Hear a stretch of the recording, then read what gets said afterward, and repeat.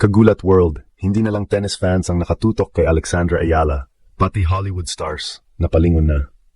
Sa mismong center court ng Wimbledon, nahagip ng camera sina Tom Hiddleston at Andrew Garfield na pumapalakpak at nakikicelebrate habang ginagawa ni Alex ang isa sa pinakamalalaking upset ng torneo kontra defending champion Iga Swiatek.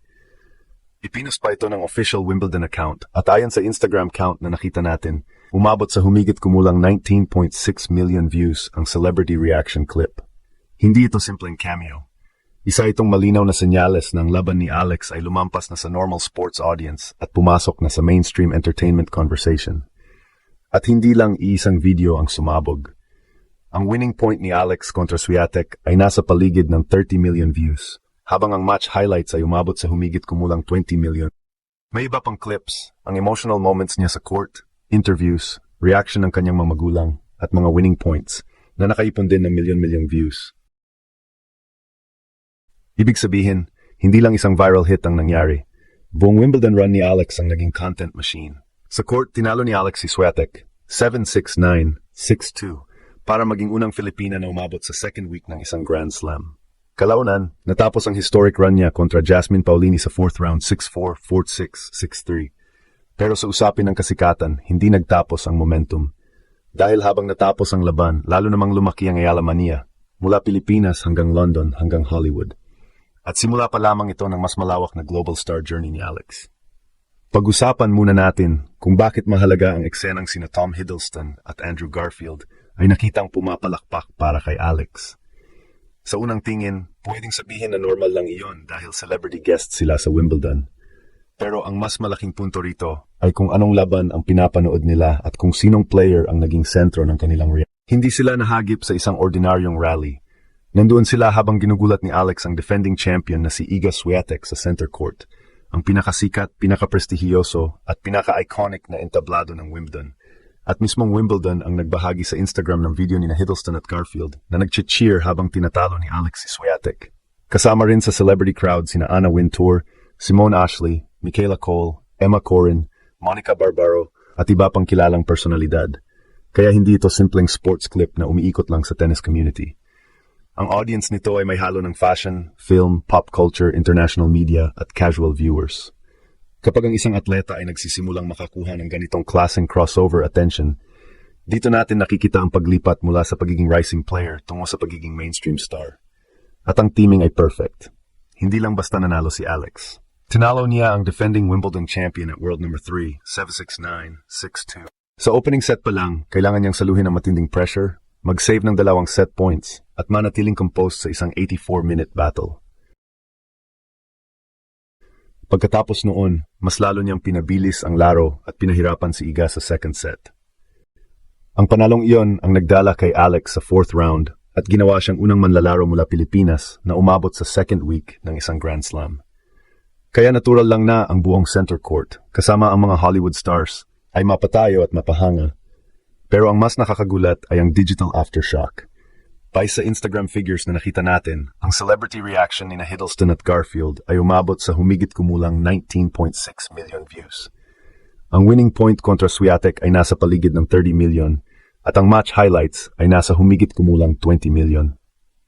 May clips din ng emotional collapse niya sa court na nasa 19 hanggang 20 million, post-match interview na nasa 13 million, at isa pang winning point clip na nasa 12.4 million. Ang mga numerong ito ay maaring gumalaw habang patuloy na pinapanood ang posts, pero malinaw ang pattern. Hindi isang video lang ang viral. Halos bawat malaking Alex moment ay may sariling audience. Ito ang tinatawag nating star multiplier. Kapag malakas ang performance, may emotion, may historic meaning, at may celebrity reaction, mas mabilis lumalawak ang reach. Ang tennis fans ay nanonood dahil sa upset. Ang mga Pilipino ay nanonood dahil sa pride. Ang casual viewers ay nahahatak dahil sa emotion. At ang entertainment audience ay pumapasok dahil may Tom Hiddleston at Andrew Garfield. Sa isang iglap, si Alex ay hindi na lang pangalan sa Wimbledon draw. Siya nang isa sa pinakamalaking kuwento ng buong torneo. At dito natin makikita na ang Ayala Mania ay hindi gawa-gawang hype lamang.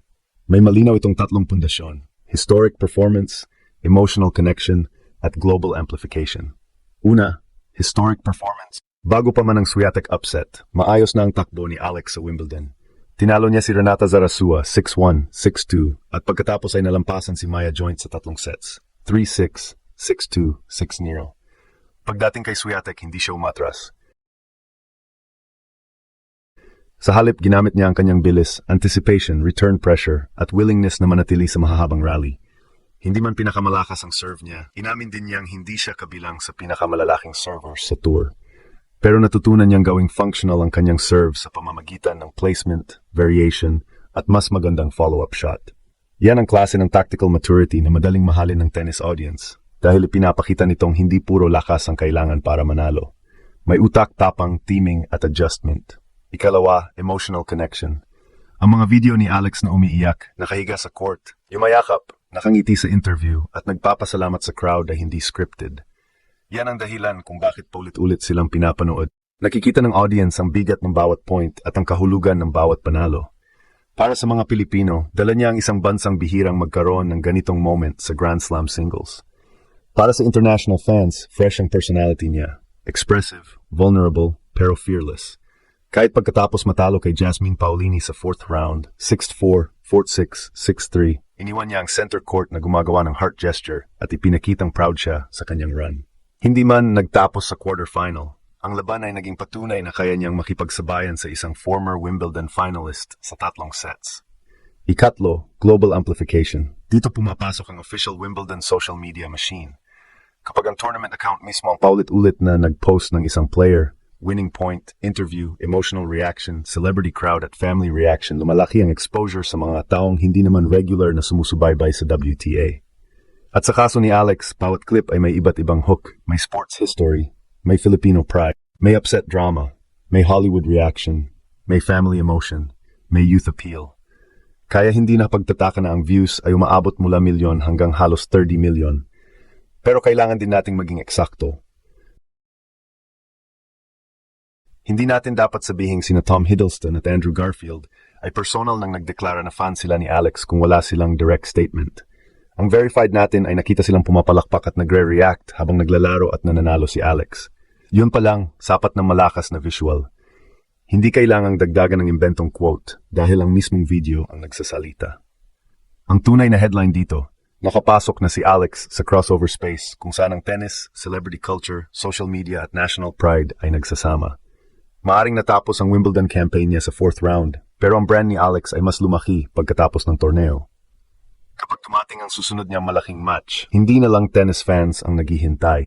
Naghihintay na rin ang casual viewers, international media, celebrities at milyon-milyong bagong followers na unang nakilala siya sa isang viral Wimbledon clip. Kaya oo, Hollywood na kinood. Pero mas malaki pa roon ang nangyari.